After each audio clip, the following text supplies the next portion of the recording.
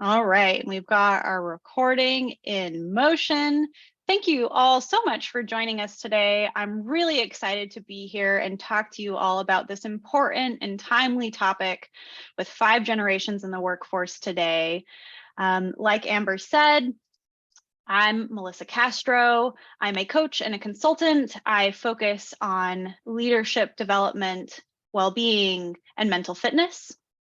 I should also share that I'm coming to you live from the Pacific Northwest area, Seattle. So I'm over in Pacific time.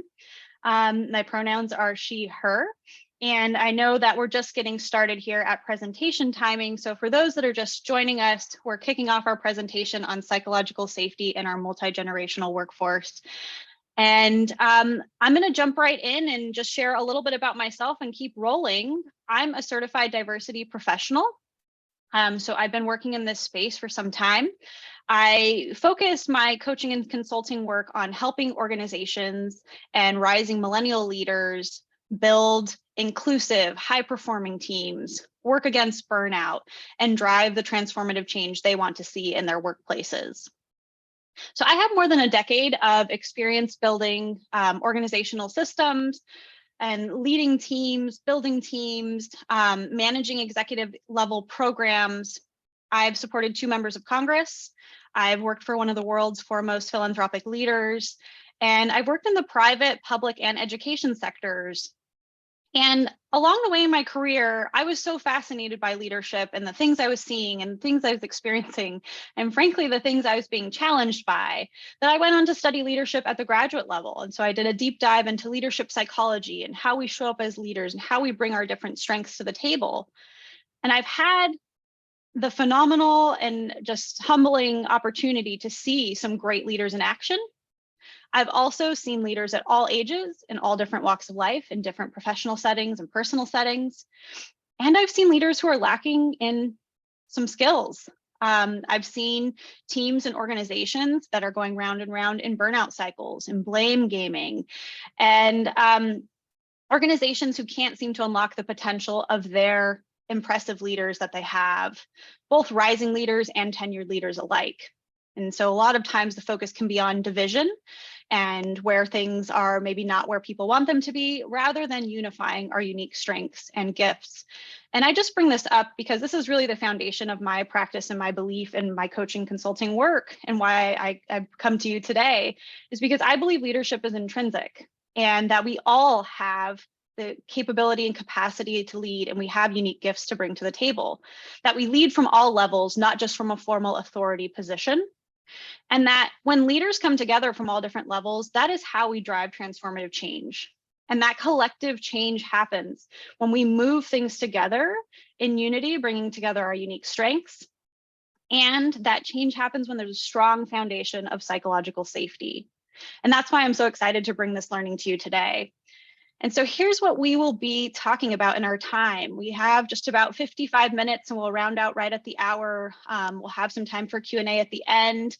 And I should also mention, I'm sure Amber will cover this for you, but this recording will be in your video library with this presentation for those that are Society for Diversity members.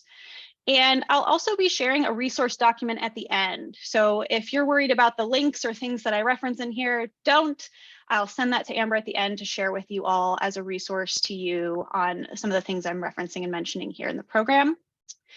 And so this is what we will go through. We'll talk about the concept and the definition of psychological safety. We'll talk about why psychological safety matters and why it's important. We'll talk about some best practices and how to cultivate psychological safety. And we'll talk, of course, about how to support and engage all generations by fostering psychological safety. So what is psychological safety? You've probably experienced it at some point. And that psychological safety moment, even though you might not have put a name to it at the time, you may have also experienced lack of psychological safety. And I'll give you an example of that. We are at a staff meeting and there's something that you really want to ask a question about, and you're passionate about it and you're excited about it, and you're also worried that you might look silly asking the question. And you start to raise your hand and you put it back down because you're worried that you might get in trouble or you might be humiliated, or you otherwise might not be well received by your peers or by your leaders for this thing that you want to say, be it a question, a comment, an idea. So that is what psychological safety is. It's the belief that one will not be punished or humiliated for speaking up with ideas, questions, concerns, sharing their mistakes, learning from failures, and that the team or the environment that they are in is safe for interpersonal risk-taking, for putting themselves out there. And so I cite here Amy Edmondson. She's a researcher that has worked in this space for decades. She wrote the book called The Fearless Organization. And she is the kind of the guru that I turn to, the framework that I use for really studying this and bringing psychological safety in this construct and how to build it to different teams. But there are a number of different resources, articles, thought leaders in this space who do work on psychological safety. But largely I'll be talking about Amy Edmondson's work, and I'll reference some of the other things that I'll mention in there. Another piece of psychological safety, just a thing to think about, is the research around psychological safety has really shown that the central theme here is when there is psychological safety, it facilitates the willingness to contribute and share ideas across a shared enterprise. And so when employees feel comfortable speaking up, asking for help, sharing mistakes, sharing learnings without fear of negative social consequences, that's when organizations are more likely to innovate quickly. That's when organizations fully unlock the benefits of diversity and diverse perspectives. And that's when we see organizations and teams adapting well to change. And Timothy Clark, another thought leader in this space, actually calls psychological safety a culture of rewarded vulnerability. And that's not just the lack of being punished or humiliated for speaking up, but in fact, being rewarded for speaking up and putting yourself out there, because we've learned that challenging the status quo and making mistakes is what catalyzes innovation. Just a brief clip on the history of psychological safety. We first start seeing the term around the 1960s with MIT professors Edgar Schein and Warren Bennis. And they found that psychological safety was essential for making people feel secure and capable of changing their behavior in response to shifting organizational challenges. And around the 1990s, there was more building and some change-ups in this space. There was kind of the build on where not just people changing behavior in response to organizational challenges, but focusing on collective goals and problem prevention rather than self-protection. And William Kahn talked about this as enabling personal engagement, enabling that willingness to put oneself out there rather than disengage, withdraw, and defend. And as you can imagine, trust, respect, vulnerability are all key terms that, while they didn't start coming more into this space and discussion until recent times, they are key aspects of this research and key aspects of what psychological safety is.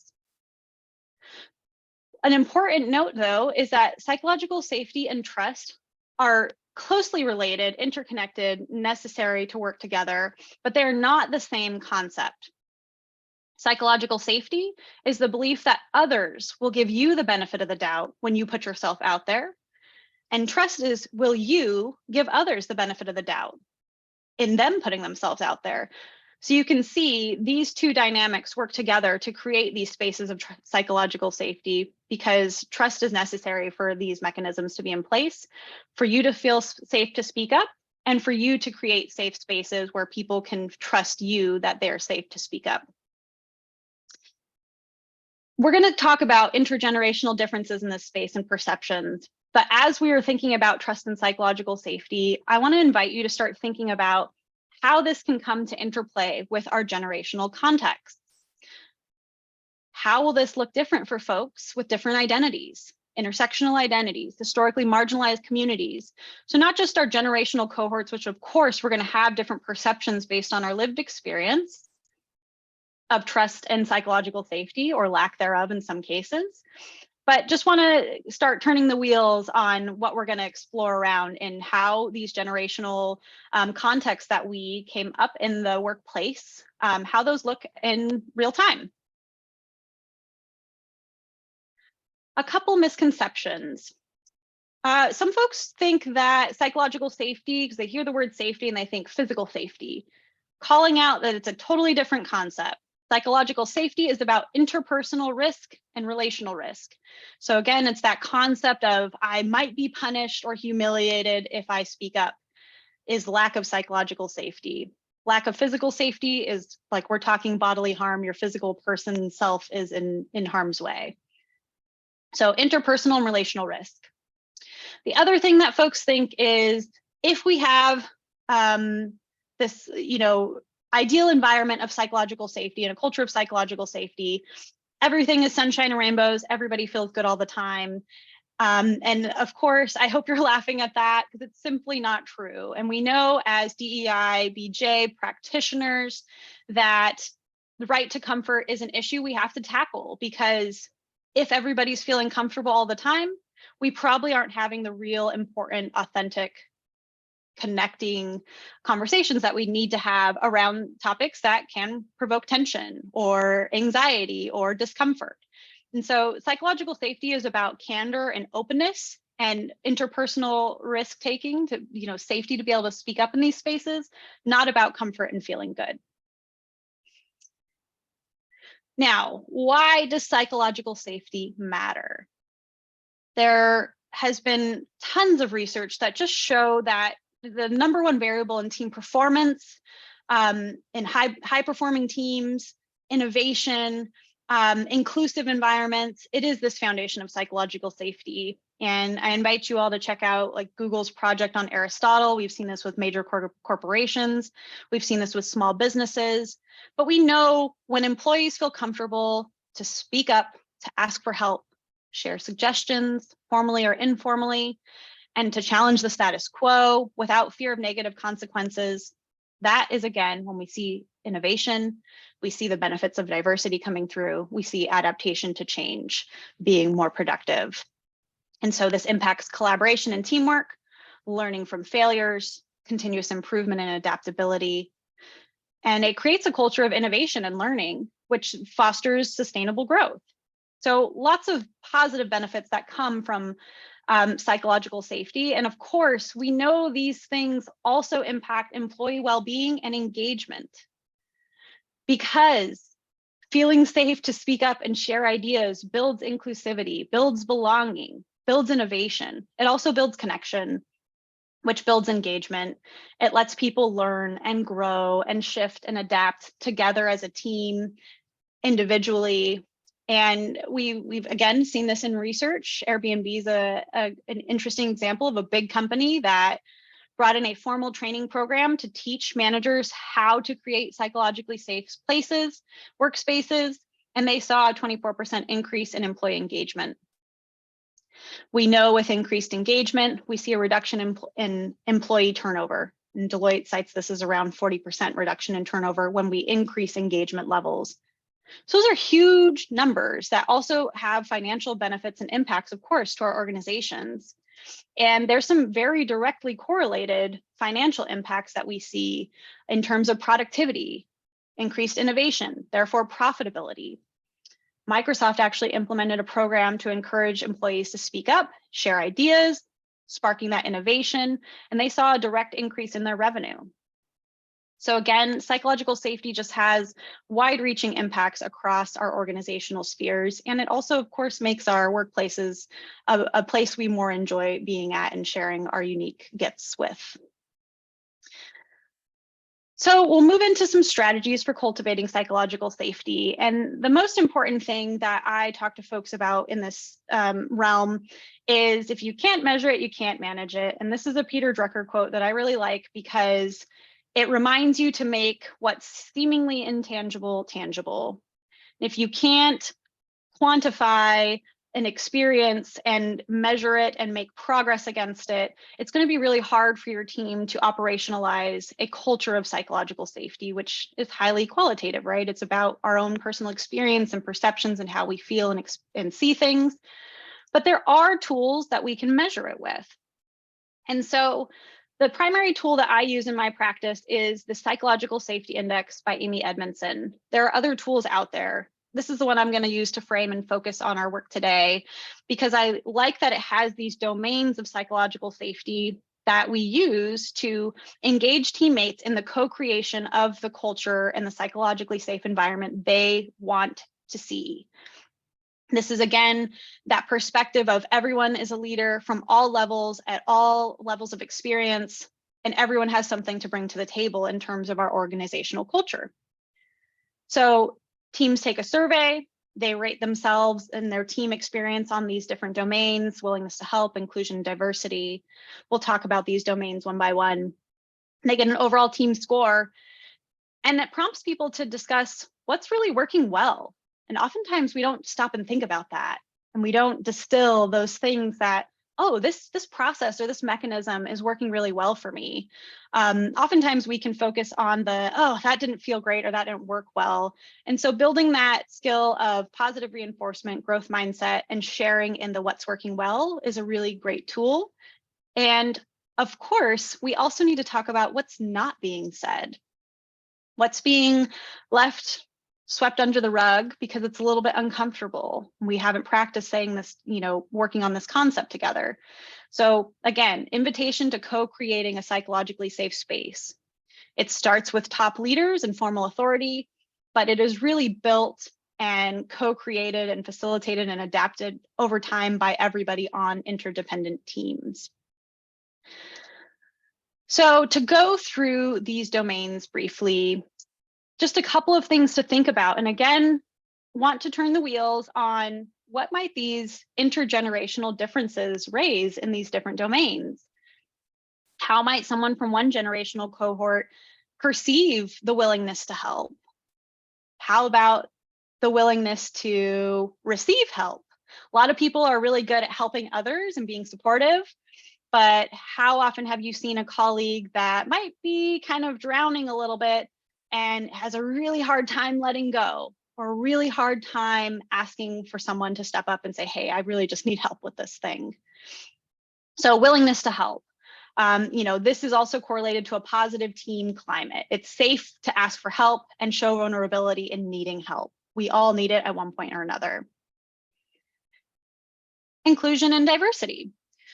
I will share a ton of resources on this, and I know in terms of this audience, this is something we obviously care deeply about, and we're committed to the work in this space. And we all know in this group that we also, in terms of inclusion and diversity, need differentiated solutions for historically marginalized identities.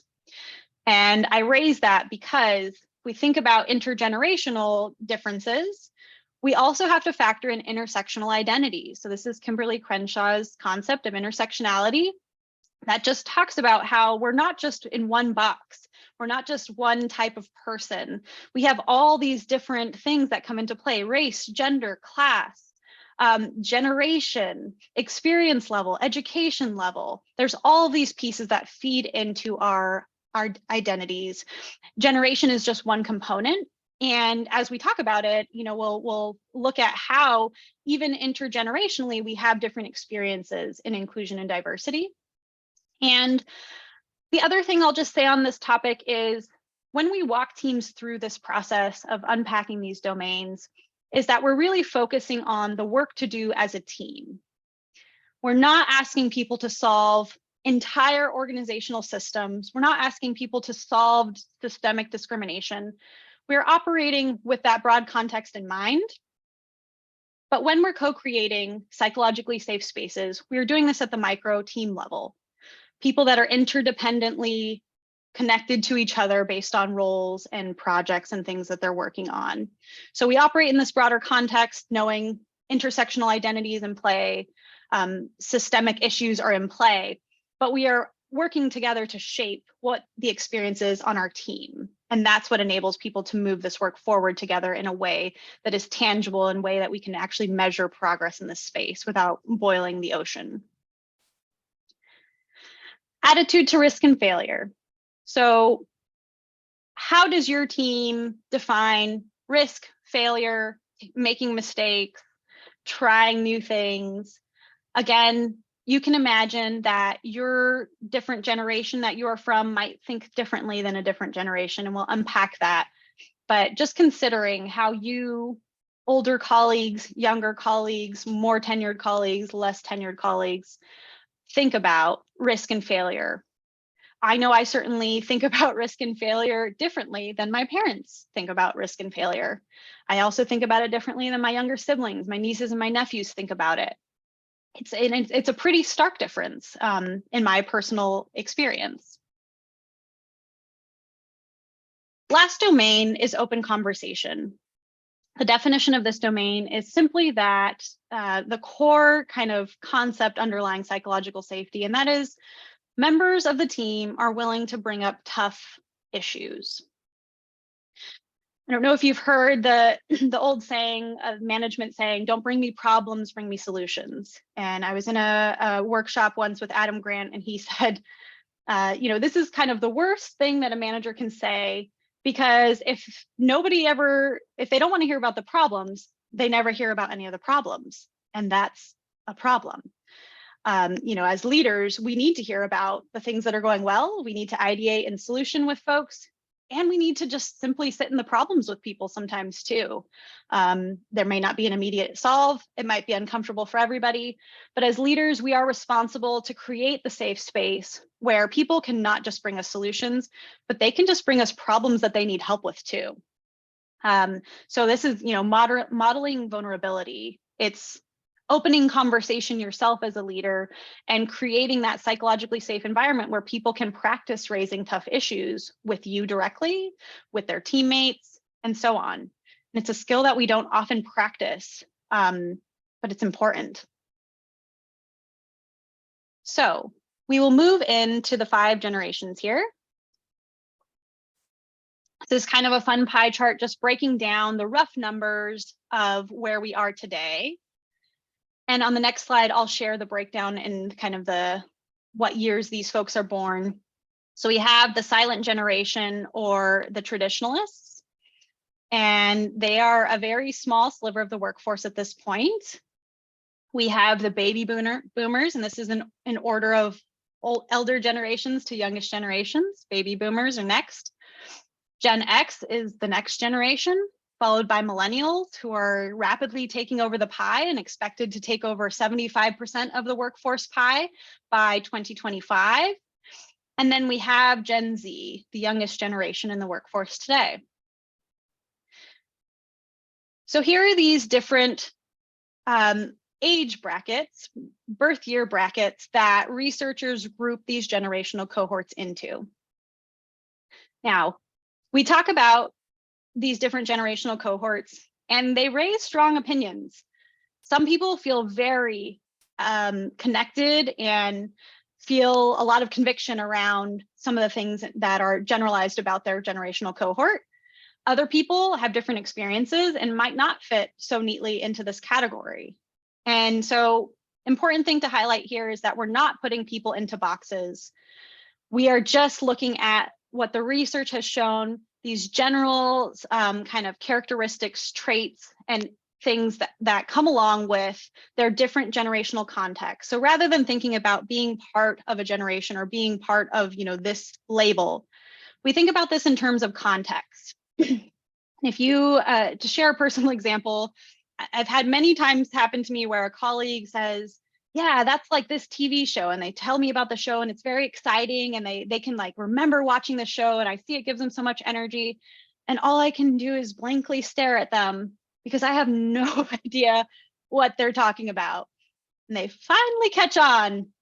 And I will say, usually this is folks of generations that are older than me. I'm a millennial. And then they have this moment and they're like, were you even born yet? And sometimes the answer is no. And so we can perhaps approach that a little bit more gracefully than, were you even born yet? But this is just to say we have generational context that shapes our different beliefs and perceptions and experiences. And so we're going to walk through our 5 generations. And I would love if something in these categories resonates with you, speaks to you, or doesn't, for that matter. If you want to kind of counter some of these generational contexts and categories, I'd love to hear from folks as we go through. So I think if you raise your digital hand, Amber can see that, and we'll go ahead and invite you to speak. I see someone in the chat sharing they got called a girl just yesterday in a meeting. Yes. Do you want to open the floor now to bring attendees over, or as you go through the slides? If somebody's wanting to share, I know I've been rolling through quickly because I get rolling on time and worried about time, but yeah, we can, if there's people that are wanting to share now, I'm happy to open that up. Okay, just raise your hand and I will promote you to a panelist. Perfect. So we have at least one person, and thank you for sharing that, Taishel, that you can experience this different context that people are experiencing maybe less than gracefully at the workplace. But to break down these categories a little bit. So the first generation that we'll talk about is the traditionalists. They're also known as the silent generation. And my apologies, I don't know why they're called the silent generation. If you know the answer, would love to know. But these folks are born between 1925 and 1945. And again, they're only about 2% of the workforce at this point. So very small percentage. And as you can see, they're shaped by some pretty major world events and historical contexts. Those things impact their motivation, their communication style, their worldview. And in terms of psychological safety and layering on the exploration around psychological safety in these intergenerational workspaces that we're in, think about, again, the vulnerability piece. How might this generation think about vulnerability and attitude to risk taking? How do they think about and see and receive the benefit of the doubt? Now, I haven't worked with many traditionalists in my workplace. Primarily, I've worked with boomers, but boomers were shaped by the traditionalists. And so traditionalists, dependable, straightforward, tactful, loyal. And I think about my grandmother, who is a Spitfire person, by the way. And if I talk to her about vulnerability, or I made the assumption that she can't take care of herself or do her own thing, I can't really offer you a quote from her because I don't think this is the venue for expletives. Again, I have a pretty spicy grandmother.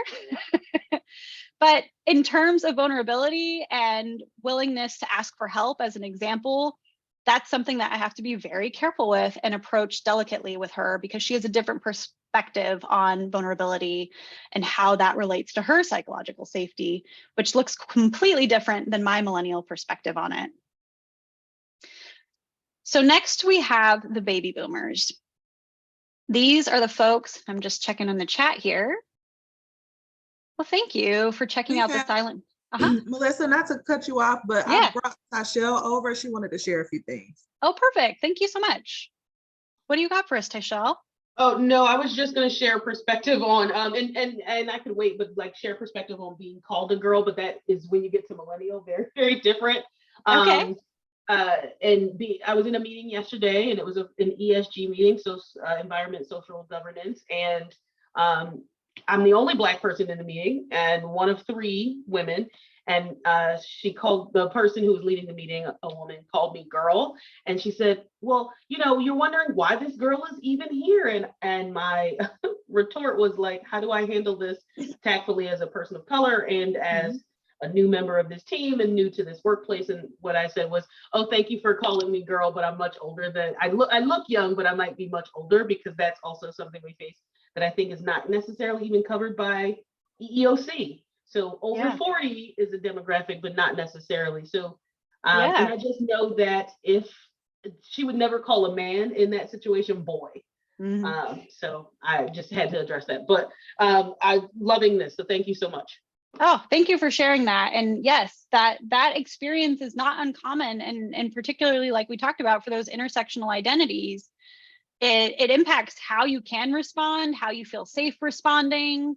There's a lot of political and social capital that happens in a room like that. And, you know, in the same way that a younger person would likely know better than to call a coworker Gramps or something like that, we have, you know, age protections for folks over 40, but we do see some of these slights happening for younger folks, where people do the, oh, were you even born yet? I had, my husband was helping somebody with a technical problem, and she said, I've been working on this since before you were born. He's like, okay, I'd love to help you. I do have some resources, but it's tough. It's tough to be delicate and be graceful. And even with generations that are adjacent to each other, so boomers to Xers, Xers to millennials, millennials to Gen Z, we can have some pretty stark differences.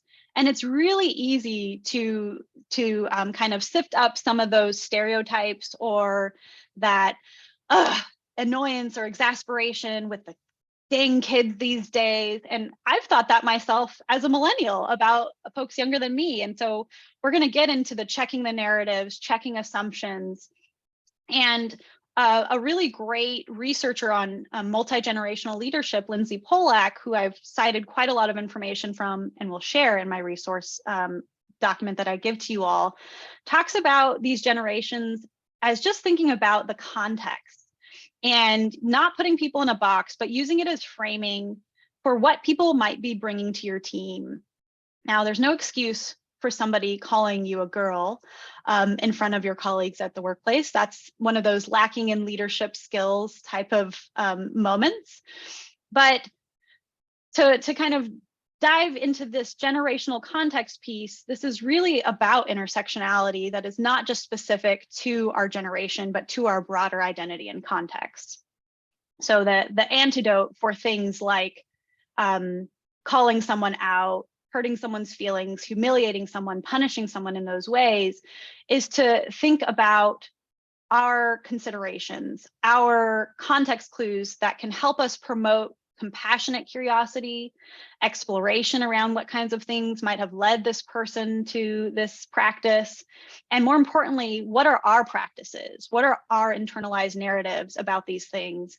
And with the boomers here on the slide, OK Boomer is a great example of that. And that's I don't know if folks have heard of this, but it's oftentimes a millennial kind of callback on a boomer, where a boomer is asking of something, and it's implying that a boomer is out of touch with something. And so, it's not a kind way to approach it, but depending on the context you are in, it is what happens, in the same way that we have people kind of shaking their fists at the darn kids and the kids doing the things that they're doing.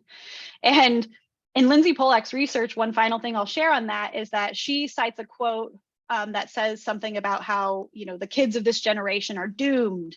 And she's like, what era do you think this is from? And it turned out to be a Greek philosopher from hundreds and hundreds and hundreds and hundreds of years ago. So we've really brought along this stereotyping and angst for the generations younger than us throughout human history. So it turns out. We have maybe a share coming in the chat. So Greta, if you have more to say on that, I'd love to hear from you. I'm going to move on to Generation X. And Generation X, so these are folks born between 1965 and 1980, roughly. These folks are known to be flexible, informal, skeptical. Would love to hear more about that from any Xers in the room who can relate or don't relate. These folks are also independent, and they have these different motivations, communication styles, and worldviews based on what happened in their lifetime and as they were growing up. So here we see a massive entrepreneurial edge. 55% of startup founders are Gen Xers, and that's the highest percentage of any generational cohort for starting new businesses. So these folks saw the dot-com boom and have this entrepreneurial edge. And so likely we bring back that psychological safety context. Think about attitude to risk and failure and how that might look or think or feel for a Gen Xer, as opposed to someone who's a Depression era person, or like the boomers who were raised by Depression era folks, the traditionalists. Their attitude to risk and failure likely looks different based on their generational context. I'll slow it down here for a second and just make sure I'm not missing anybody that wants to share. Yes, Gen X is one of the smallest generations in terms of population count.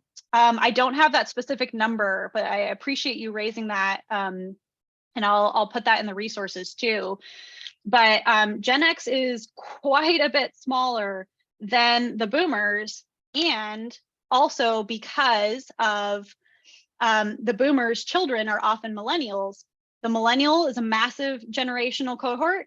The boomers are a massive generational cohort, and the Xers happened in between. And this is part of some of the rub that I've heard different leaders that are Gen Xers feel. Lindsay Polek, this researcher I talked about, is a Gen Xer herself, and she talks about this, and it's almost a little bit of this tug, and in some cases can be a kind of an edge of bitterness, because for so long the workplace norms, culture, practices, the way that people rose in rank and tenure and seniority happened by way of boomer cultural context and values.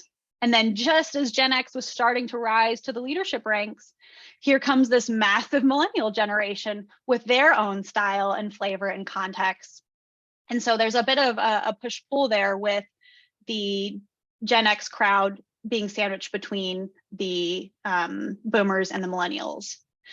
Yes, thank you for searching that. It's around 30, 33, 35% Gen X right now.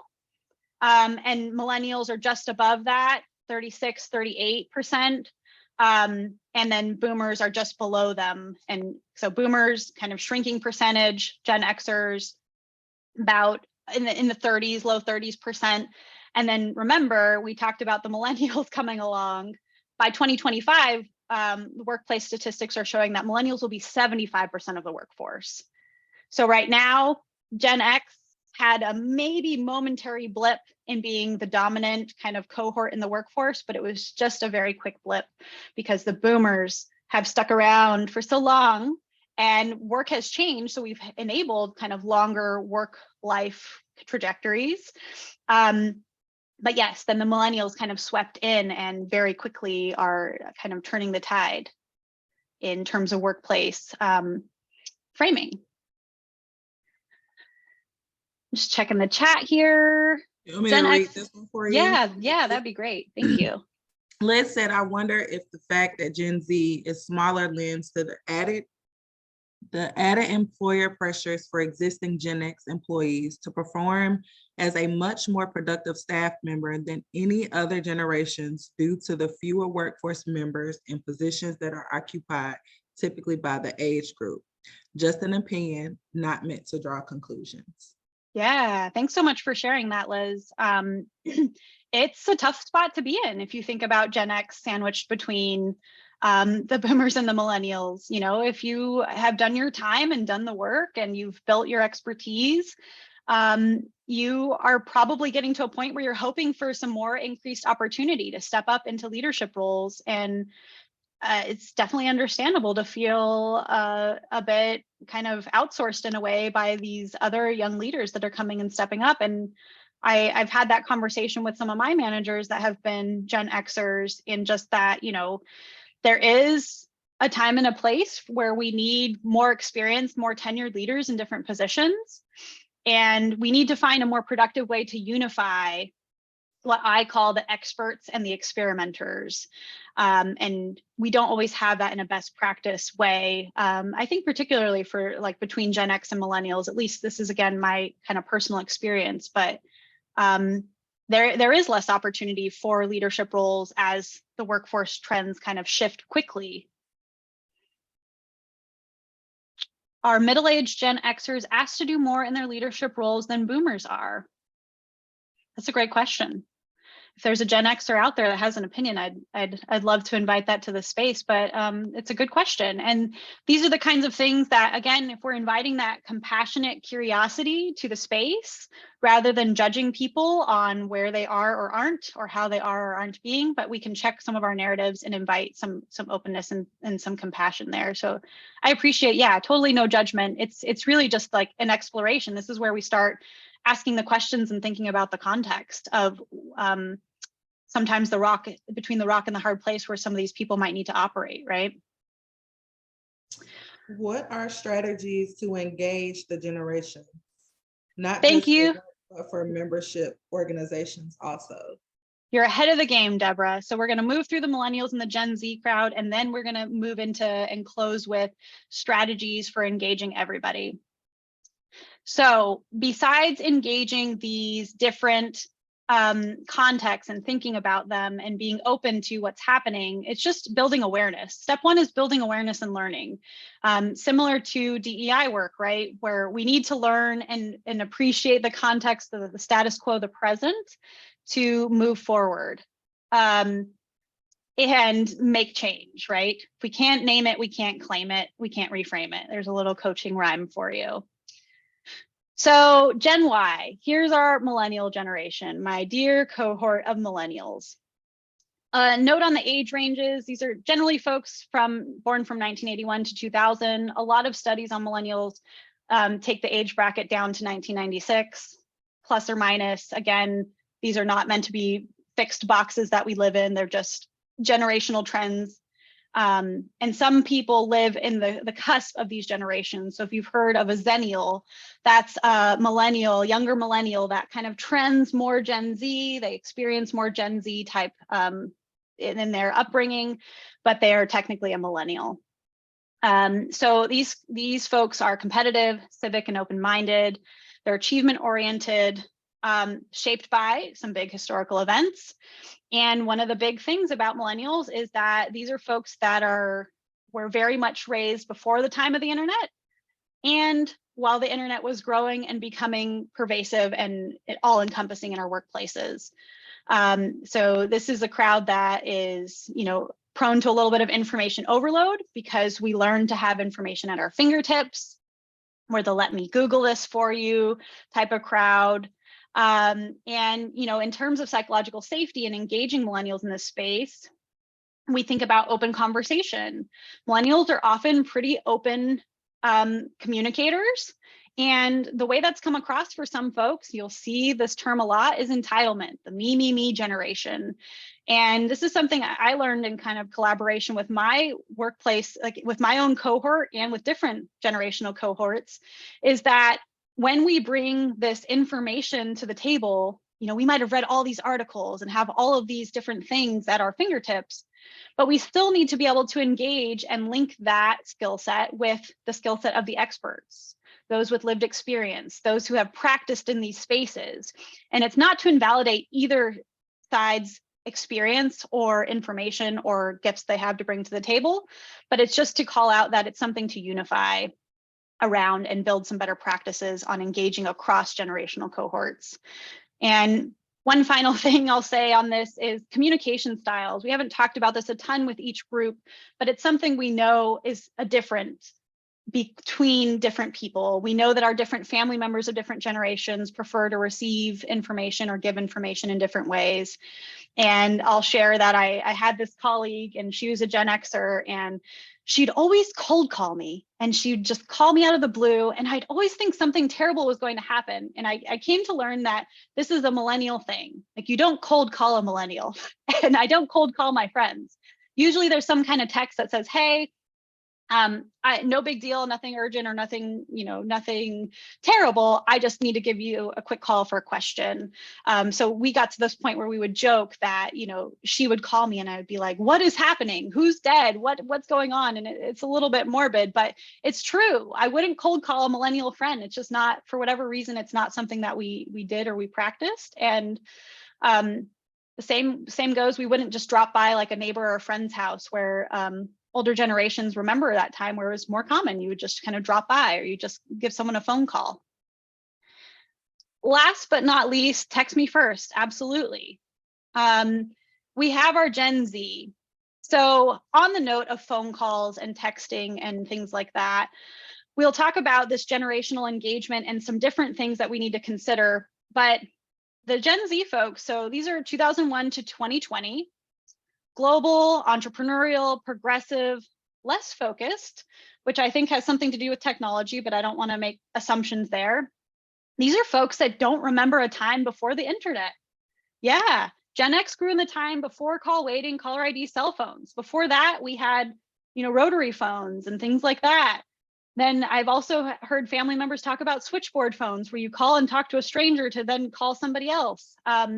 And you couldn't just get a hold of everybody all the time, right? So there's these different communication practices. Fast forward to Gen Z and think about what it means to not have ever had a landline, to not have ever had to call someone's house on a landline and speak to someone that you weren't trying to get in touch with. These are folks that have different skill sets, different proclivities, different contexts. So my niece, by the time she was probably 4 years old, she could wield my phone like a magic wand. It was a little bit scary. And also my dear sweet niece, who's now in her teenage years, is mortified at the idea of picking up a phone and hearing a stranger on the other line. So different than the millennial cold calling, millennials knew how to call each other, receive phone calls. There was a landline we had to answer, and it wasn't necessarily always for us.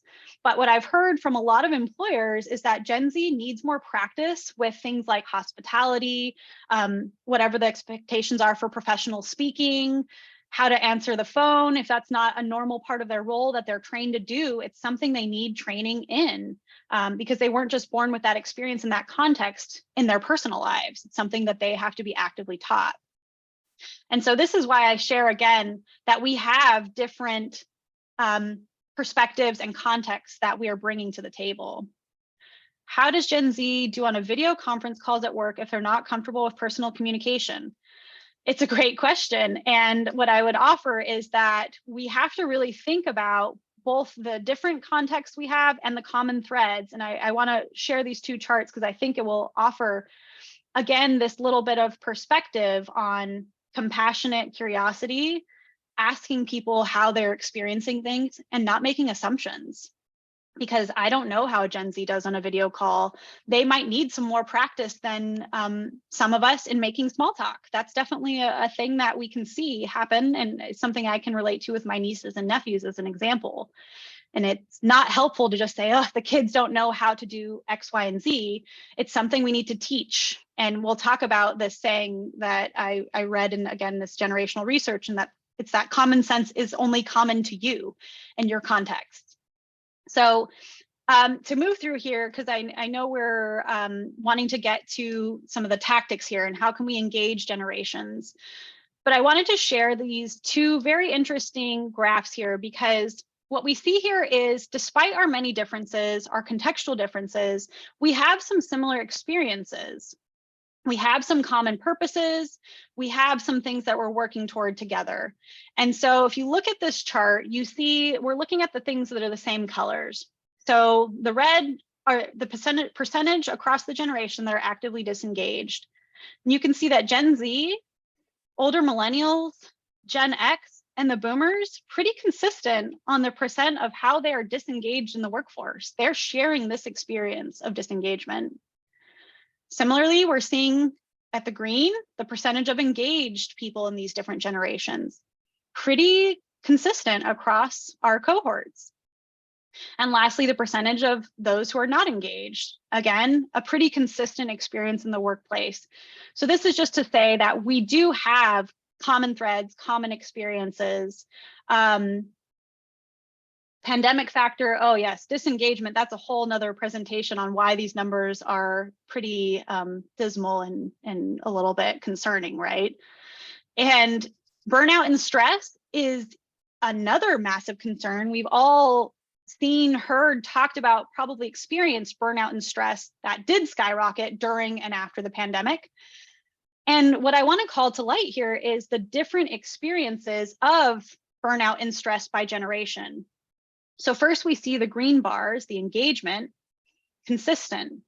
The percentage of burnout, kind of consistent, but not all the way through the generations, right? But then look at the different experience of stress across the generations. So how our different generational cohorts are experiencing stress and the culmination of it looks different. And a tool I want to leave you with on this particular topic of not relating to somebody who's having an experience that is not matching yours is this: when you can't relate, acknowledge and validate. And I share that because as a millennial and working with Gen Z and working with Gen X and working with boomers, I've experienced that invalidation because my manager would say something like, well, you shouldn't feel that way. Don't worry about it. Or you shouldn't feel insert thing here. And invalidating someone's experience, emotions, impression, lived experience, right, is one of the most destructive things you can do to building trust and psychological safety. And we're going to move into the barriers related to this and related to psychological safety. And Amber, I want to call up a chat. Yeah. Yeah. Liz shared that this is interesting. Regardless of age, half of us are disengaged. Is the pandemic a factor as to why? When was the range of dates for that study? That is a great question, and I'll have this linked in the resources. So these charts are from a Gallup poll in 2022. And what I can tell you without any level of specifics or memorizing numbers off the top of my head, but the disengagement really did skyrocket after the pandemic, during the pandemic. Same thing, we saw mental health and mental well-being, not just in the workplace, but across all realms of life really plummeted, and especially for younger folks that were coming up in high school and early college in the pandemic really suffered a blow to their mental well-being, and it impacted how they transitioned into the workforce, or in some cases didn't transition to the workforce. This is a little bit personal for me because I have two younger brothers who kind of were right in this realm of time, and they're having a hard time. Thank you for the question. Yeah, I wanted to chime in as well with Nicole. She left a comment. She said she wondered if social media plays into stress of different generations. I agree. I'm 31. I cannot stay on social media for too long. I can hop in and hop out, pop in, pop out, because it's just a whole nother stress, because mentally, physically, and emotionally, you looking at everybody and seeing what everyone has going on. And if you're not a certain area in your life, it kind of plays mind games in a sense. Like, oh, well, I feel like I should be here and they're here. Well, how did they get this and how did they get that? So I think that plays a huge role with different generations. Tyshell also shared, who is the company centering around the work experience around? And I'll pause right there so you can respond to Nicole and Tyshell, and then I'll dive into the other comments that are dropped in there. Yeah, so social media definitely is an impact. There's a lot of research on this constantly connected, the constantly connected generations, which are essentially all of us now, right? Think about for those older generations in the room, there was a time where your employer couldn't call you while you were at the grocery store, or they couldn't send you an email while you were on vacation because you didn't have email. And now there's this expectation that people are constantly connected. They're constantly curating their image because they're connected, and we have that comparison. And I want to just bring us to the next slide about the barriers to psychological safety, because this is related. Impression management is that curating your life, your appearance, your image for social media, if you think about it that way.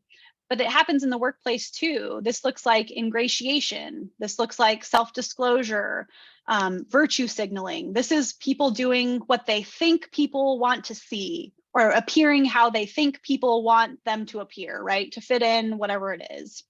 So that takes up a lot of time and mental space to have to do that all the time, not just on social media, but all the time. So that's a big barrier to psychological safety. And I know there's other questions in the chat, so I want to get to those, and then we'll keep rolling, because wow, we're almost at time here. Right.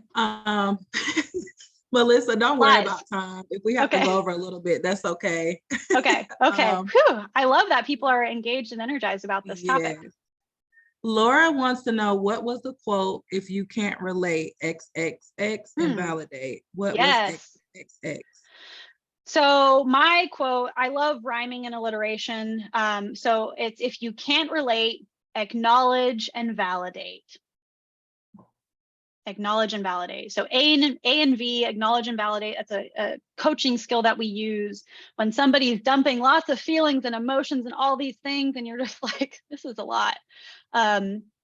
You don't have to invalidate them if you can't fully empathize with their experience. You don't have to fully understand it, but you can acknowledge them and the moment they're having, and you can validate them. You can say, hey, that sounds really hard, and I can see it's really impacting you. Rather than some of the one-liners that my managers have said, it's like, you don't have to feel like that. And it's like, how are you going to tell me how I'm supposed to feel or not feel, right? So if you can't relate, acknowledge and validate, period. You don't have to fully understand someone's experience to bring compassion and empathy to them and holding space for them. Okay, another comment Nikki shared, we just finished our engagement survey and was told by our vendor engagement is down. Kia McGlone shared, there were increased suicides of high schools during the pandemic. Yes, it was. Victor shared, as a Gen Zer who leans millennial, I was born in 1977. I miss my time working in a call center when I was early into my career. I would log off at 6 p.m. at the end of my shift and work was done. We had emails, but I wasn't expected or allowed to check emails after hours. Now I have a company issued phone and work as a DEI manager. So I'm expected to be available by text, by email, and by Teams. So I never get a chance to truly disconnect and unplug. Oh, Victor, that one hits home probably for a lot of people. And so it sounds you're an Xer / millennial, so an Xennial. And yeah, as you can see in the stress and the burnout rates, it's a big problem and challenge that leaders need to tackle on burning out their employees and their workplaces. And I actually have worked with a company who actually has now a program called Unplug Days, because they were seeing so much burnout. People weren't taking their PTO, all these different things. And so they actually implemented, like, the company shuts down days, and they're called Unplugged because they're trying to kind of work against this like massive wave of burnout that's happening.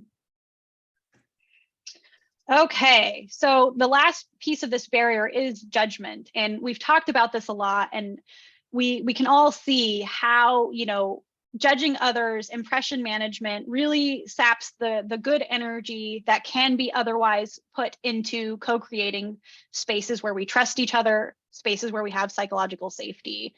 And so in terms of, again, coaching techniques and practices, we have the acknowledge and validate tool. Acknowledge and validate instead of judging someone's experience. You can't relate, acknowledge and validate. And similarly, impression management and judging, these are self-narratives that we have based on our context. And so we need to surface and be aware of those. That's, again, the step one, build awareness.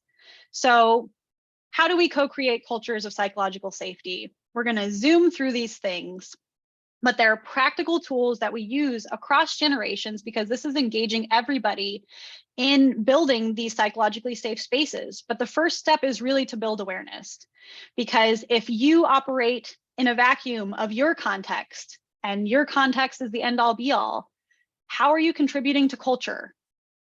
So thinking about what context you bring to the table based on your generational cohort, your identity, your intersectional identity, that's kind of step one, where we all begin, build awareness of what's going on and what you're bringing to the table. Second, and these are things that are validated by how do we build psychological safety and how does the research work in terms of how do we build that? The second piece is measuring progress. So this is using a tool, using a survey. I heard somebody mention engagement survey in the chat. I talked about the psychological safety index. There's other tools out there, but measuring progress with real data is a great way to empower your team and to give them agency to co-creating a psychologically safe culture. The last piece is putting that data to work, co-creating the culture, adapting, surfacing our narratives, using coaching leadership styles, and consulting each other. Consultative leadership has been known to be something that's very productive, because you're inviting open conversation, you're inviting bad ideas, you're inviting all the ideas, because you're creating open conversation and you're bridging the divide between the experts and the experimenters, and you're learning from all levels. And so a couple of tools to just frame up this work in terms of co-creating a culture of psychological safety. One is aim for the learning zone. So we see across high psychological safety, high performance accountability, our aim is for the learning zone, because that is where innovation, adaptation, creativity, connection, that's that flow state where you feel like you're in the groove on a project with somebody, you're really connecting, you're really good at this thing, they're really good at this thing. It's like when your match is really made perfectly and this project is turning out better than you could have possibly imagined, that's because you and your colleagues are in the learning zone. You're practicing inquiry, you're practicing generative questions and responses. So you're using that improv rule. Yes, and you're building on ideas rather than shutting them down. That's the learning zone. That's the aim. That's when we have high psychological safety and high accountability. The next tool is the leadership toolkit. So this is, again, really inviting people to engage as leaders at all levels. And I underline that time and time again, because we can all relate to the colleagues who sit around and complain about the leaders doing this, the leaders doing that, the leaders not doing this, the leaders not doing that. Well, this is a call to action for everybody. In terms of psychological safety, yes, we need the leader at the top to not be creating a hostile workplace. That is important. But beyond that, the fine tuning and the actual co-creation comes from people at all levels, because we all have intrinsic leadership, we all have intrinsic influence. And so this toolkit is a very methodical kind of step-by-step framework for you to think about in terms of setting the stage, that is engaging people around a common and shared purpose, inviting participation, practicing inquiry, going for the learning zone like we were talking about, and productive inquiry. That is really listening to actually hear somebody. If you can't relate, acknowledge and validate. You're setting up clear processes and structures that account for generational differences, perception differences, skill set differences, i.e. you're teaching folks that never answered the phone growing up in their life how to answer a phone if that's what they need training on. Or if you're, having somebody that's having writing issues in emails or not conducting themselves in a way that's expected of that particular work context, having that open conversation. So situational humility is important here, because you're acknowledging the gaps, you're acknowledging the differences, and you're practicing that coaching mindset, that inquiry, that deep listening, and you're setting up structures that account for these different perspectives and these generational differences. And the last piece is responding productively. This is the pretty easy one. We know what responding productively looks like. We also know what it doesn't look like, and we've seen it work well, and we've seen it not work well. So expressing appreciation, again, acknowledging comes up here. Destigmatizing failure, so important, because think about how failure leads to innovation. Mistakes lead to progress. If we don't learn, if we don't stretch, we don't grow, we don't make new things, excuse me, we get stuck in this cycle, right, of hiding our mistakes or our failures, or not raising our hand, or just being stuck in inaction because we don't know the way forward and we're too afraid to ask for help. And the last piece here is, with this orientation toward continuous learning, we also need to have some clear sanction of violations. And that is addressing things from a leadership level. Like, for example, like Tyshell shared with us, someone calling girl in a meeting is not appropriate. That's a leadership miss that nobody was able to speak up and have Tyshell's back on that particular instance. So sanctioning clear violations when they happen, as they happen, is important too. Now, I want to check in on the chat, and I have just 2-3 more slides here. So depending on how we're doing on time, I can keep rolling. Okay, just a thank you in the chat. There, I don't see anything else in the chat. However, because this is so important and a great conversation, I just want to just keep it flowing. Okay. So we can try to wrap up by 2:15. Perfect. I'll keep rolling, and I see Delilah has a raised hand. So I can go on to the next slide, or Delilah, if you're like, this is the moment, let's talk now. Let's do Okay, it. let me bring her over. Okay, Delilah, the floor is yours.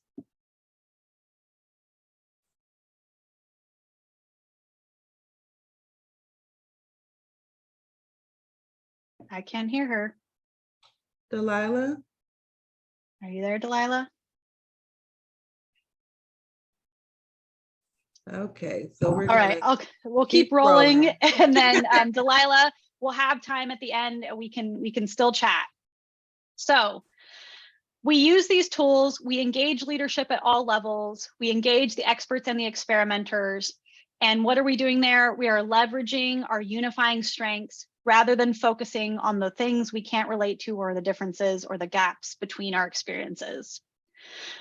So this word cloud is actually an exercise I did with a multi-generational team. We had just completed our psychological safety workshop. We worked through those domains. We talked about the team experience. We held space for some big emotions and tensions that were coming up.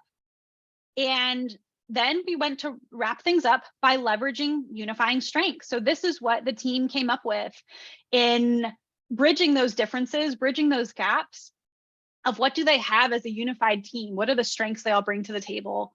And as you can see, these are some very empowering words. There was a lot of laughter as this was happening, camaraderie, having each other's backs, mission-minded, so that shared purpose, accountable to each other, solutions-oriented, service to others.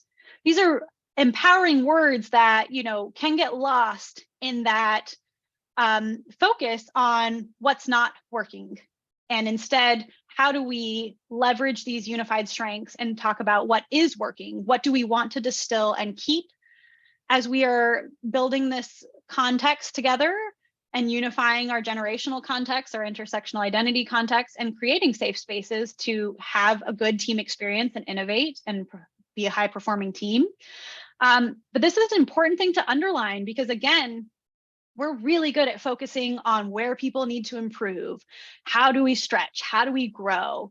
But in coaching world, we really help ground people and reinforce these strengths that we're bringing to the table, both as individuals and in terms of psychological safety as a team, because there are so many on the table. Even if it feels things that are, you know, feels like things are going terribly wrong, there are strengths on the table. We really need to highlight and underscore them, because that creates the agency to co-create the culture forward. So the question after we go through these strengths is always, now what do we do? How do we do it? This is from that same team. After we did the strengths exercise, we built this clarifying expectations and commitments. And this is where that common sense isn't that common, or it's only common to your context line comes into play. So in terms of bridging generational gaps here, it's really clarifying expectations to drive commitment. So this is such an important thing. And I think about this and I laugh about it now. Every time I talk to my dad, who's a boomer, about talking to my brother, who is a Zennial, he's a Z kind of millennial. And it's common sense is only common to you. Common sense is only common to your context, because my dad would always say this thing, well, isn't it just common sense that he would just do X, Y, and Z? And I'm like, no, that's common to you. So again, this is you might have grown up answering a landline or a rotary phone. You might have been writing email since kindergarten. You might have not ever had the internet until very late in your career. You acquire these different practices and contexts and experiences in the generations apart from you. So common sense isn't that common. You need to clarify commitments and expectations. And so in co-creating this, the group came together, wrote up these ideas for how they're going to engage on psychological safety and what are the things that they need to improve their team culture. Now, these are the things they came up with. The next step of that is really putting some clear, okay, this is your action, this is my action. What tools do you need to move this forward? What support do you need to move this item forward? Are you clear on the next steps here? Asking all those questions, not to be patronizing, but to be clear. This is the Brene Brownism, clear is kind. That goes for feedback, direction, redirection, guidance. Rather than getting lost in frustration because your colleague didn't pick up the baton where you thought they'd pick up the baton and keep moving, it's just to clarify. Oftentimes people just don't aren't necessarily speaking the same language based on their context. So common sense is only common to you in your context. Clarify, clarify, clarify. Clarified expectations drives commitment level. And so my final word here for you is to leave you with this quote from Bell Hooks that I love, and is that what we do is more important than what we say or what we say we believe. So remember, psychological safety isn't a policy, it's a leadership practice. It's ongoing, it's evolving, it's always happening, and we're all leaders in this space that create the context and the safe spaces based on our intersectional contexts and identities. So we all have the opportunity to share in building a practice of psychological safety, no matter what generation we belong to. And that is what I have for you all. I'll advance here to questions and resources and see what we have in the chat.